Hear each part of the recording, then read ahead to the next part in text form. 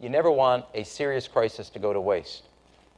And what I mean by that, it's an opportunity to do things that you think you could not do before. Yeah, so I think what's important for policy is really to change the rules of the game, no? So that sustainability becomes the easier choice, not just for the people, but also for the companies, no? So I think an important measure in Switzerland was to have support for renewable energy, for energy efficiency, but also then changing the way districts work. For instance, in Zurich, we have a lot of districts where you actually don't need a car because all the activities, school, buying something, everything you can do in walking distance, And by doing that, people don't buy a car, and it's not felt like actually they would like to have a car and they are not allowed to have it, but they simply don't need it because the environment was built in a way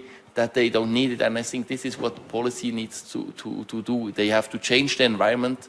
So a sustainable lifestyle, a lifestyle in harmony with nature is the easiest way to go. And also for the companies. And here perhaps a last point. I really like what you said on following through. We had all these nice commitments. We had the Paris Agreement.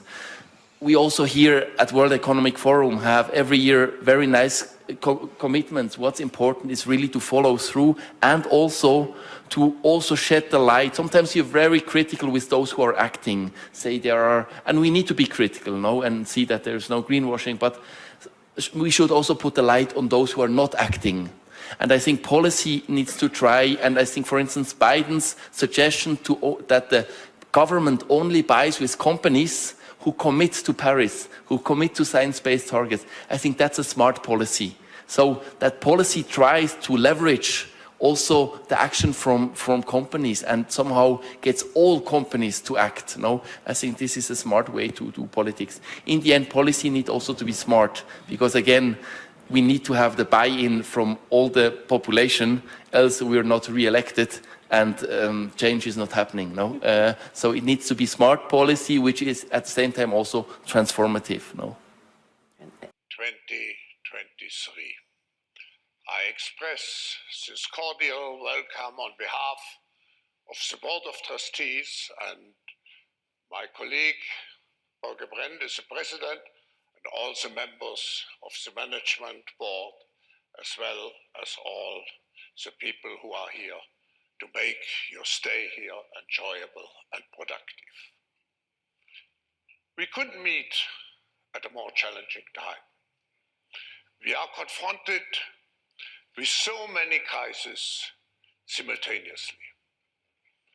What does it need to master the future?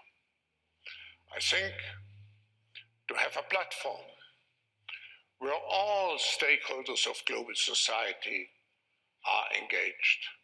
Governments, business, civil societies, the young generation, and I could go on, I think is a first step to meet all the challenges. But what is even more important is that we approach the future with a positive spirit, with a spirit which reflects human creativity and ingenuity. And for this reason, it's very appropriate to begin this annual meeting with the participation of great artists featuring culture and the arts. We have to uplift our hearts. We have to restore a notion, despite all the headwinds, of optimism. And we have to integrate into everything which we are doing our hearts. Only if we are involved with all our passion to construct and to shape the future, I'm convinced we will overcome the present multi-crisis.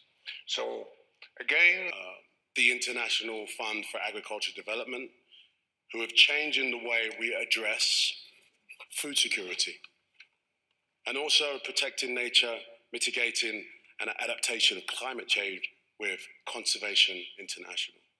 Welcome to the Crypto Teacher. And you know I come back with that video just to make you think. Don't forget to like and subscribe to the channel. And guys, we didn't hear Klaus talk about the fourth industrial revolution, but he did talk about the crisis we face.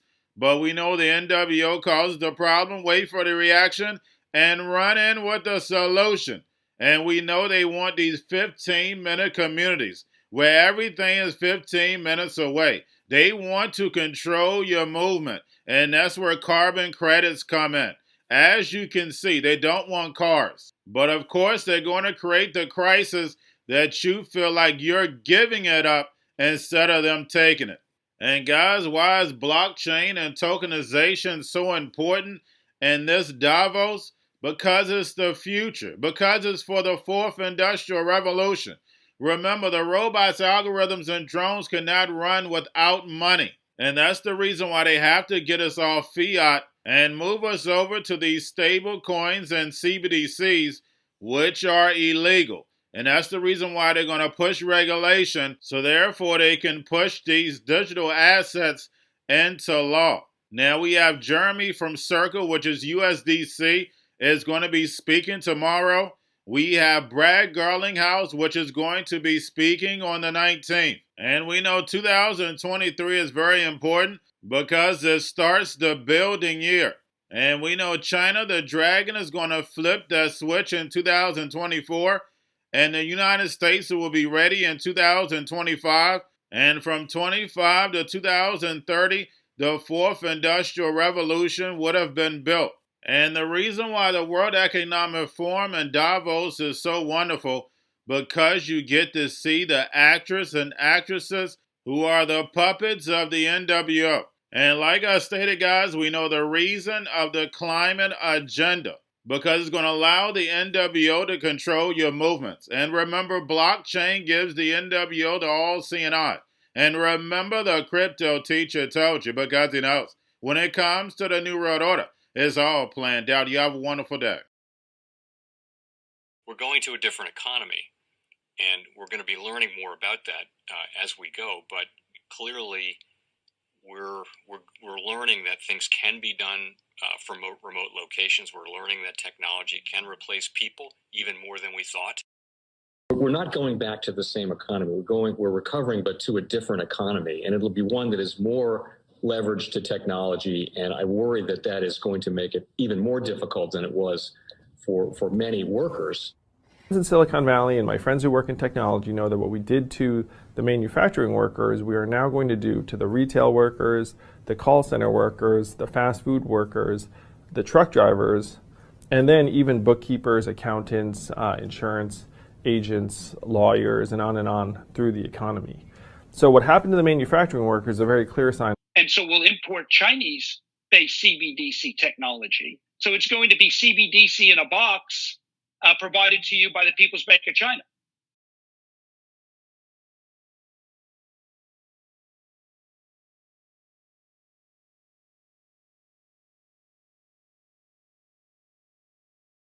Most powerful person in the world is the storyteller.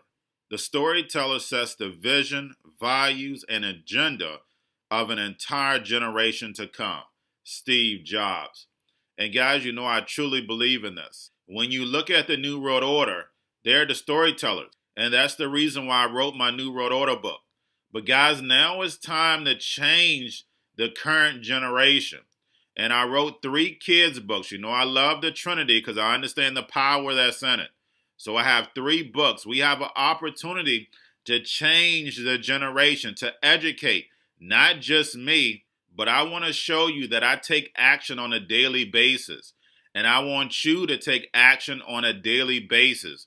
Whether it's your job, whether it's in your community, we have an opportunity right now to educate the masses. I posted this on my Twitter account. Please share, but this is a short clip of the 3 books. There's going to be a clothing line and action figures. Please get these books for your kids, nephews, cousins, friends, so therefore we can start the re-education now. Because as we see, The fourth industrial revolution foundation is definitely here. Robots, algorithms, drones, taking humanity out the picture. We have to re-educate. But let's get into the video. Part 1. King Joshua and Grandma Tam save the village. Part 2. King Joshua and Grandma Tam save New York from COVID-33. Part 3. King Joshua and Grandma Tam goes to China. It's mandatory to get part 1, part 2, and part 3 of this series. It's time to re-educate Generation Z.